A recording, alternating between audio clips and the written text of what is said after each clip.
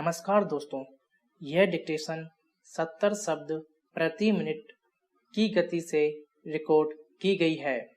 Dictation शुरू होने में शेष है 5 सेकंड।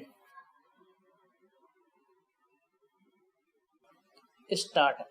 जहां एक ओर विशाखापट्टनम स्थित दक्षिण कोरियाई केमिकल फैक्ट्री के हादसे ने कई जाने लेकर सैकड़ों लोगों को अस्पताल पहुंचाकर देश को हिला दिया है, वहीं केंद्र सरकार चीन से अपने उद्योग हटाने वाली बड़ी विदेशी कंपनियों को भारत बुलाने के लिए पलके बिछाए हुए है।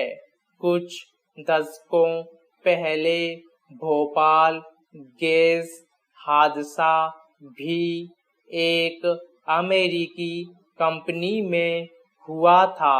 सवाल यह है कि क्या ये कंपनियां अपने रसूख के कारण सुरक्षा मानदंडों की अनदेखी करती हैं? क्या भारत स्थित इन विदेशी कंपनियों के कर्मचारी तकनीकी रूप से सक्षम नहीं होते, इसलिए सरकार जब नए विदेशी उद्योगों को भारत आने का न्योता दे रही हो तो उनके लिए सुरक्षा मानकों पर खरे उतरने की भी शर्त रखनी होगी। ध्यान रहे कि हाल के दशक में जब जब सरकार ने परमाणु संयंत्र लगाने का उपक्रम किया, उस क्षेत्र की जनता ने इस शंका के आधार पर कि अगर कहीं संयंत्र में दुर्घटना हुई तो हजारों लाखों जाने जा सकती हैं, व्यापक तौर पर विरोध किया।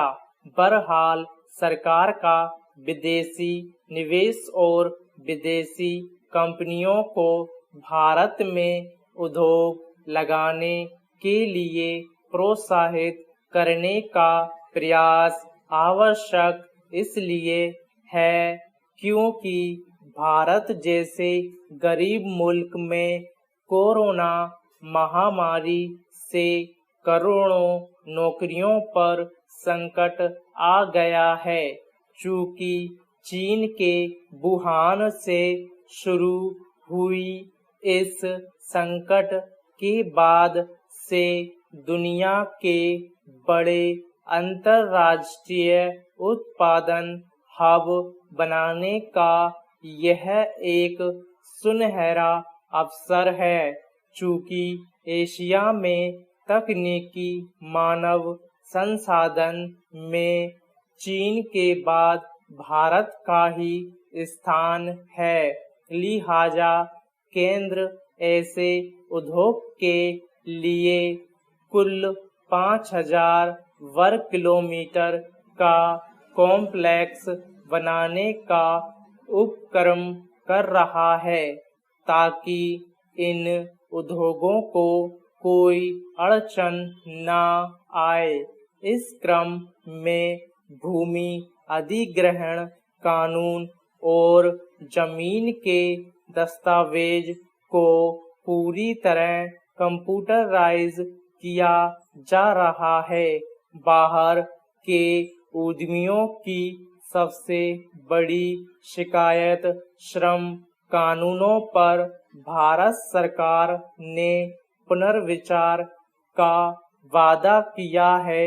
इसका भाजपा के भारतीय मजदूर संघ सहित देश के सभी बड़े श्रमिक संगठनों ने विरोध किया है। इनकी मांग है कि श्रमिकों के कल्याण की शर्तों को उद्यमियों के हित में और कमजोर न करें। बहरहाल केंद्र का प्रयास दूरगामी लाभ दे सकता है। स्टॉप।